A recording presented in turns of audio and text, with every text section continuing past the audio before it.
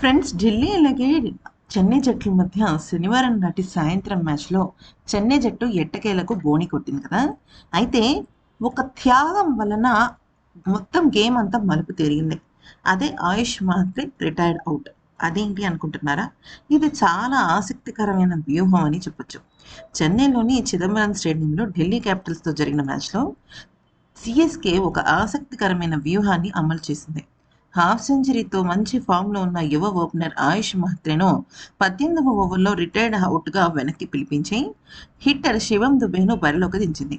IPL చరిత్రలో ఇలాగా అర్ధశతకం చేసిన తర్వాత రిటైర్డ్ అవుట్ అయిన రెండవ సిఎస్కే ప్లేయర్గా ఆయుష్ మహత్రే నిలవడం గమనార్హం. అయితే మ్యాచ్ అనంతరం ఈ నిర్ణయంపై ఆయుష్ మహత్రే స్పందిస్తూ ఇందులో ఎలాంటి వివాదం లేదని స్పష్టం చేశాడు.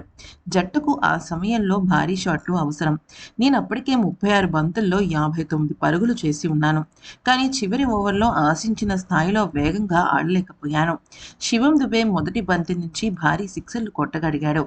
అందుకే మేనేజ్మెంట్ ఈ ప్లాన్ చేసింది. జట్టు ప్రయోజనాల కోసం ఇలాంటివి చాలా సహజంగా జరుగుతూ ఉంటాయి.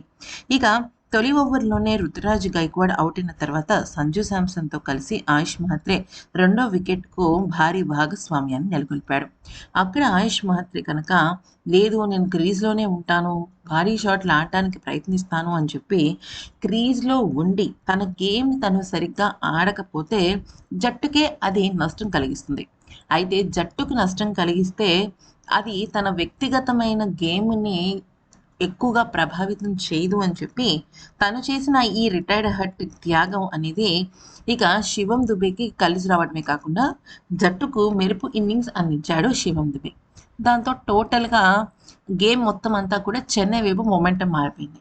అది విషయం. ఈ వీడియో నచ్చితే లైక్ చేసి సబ్స్క్రైబ్ చేసి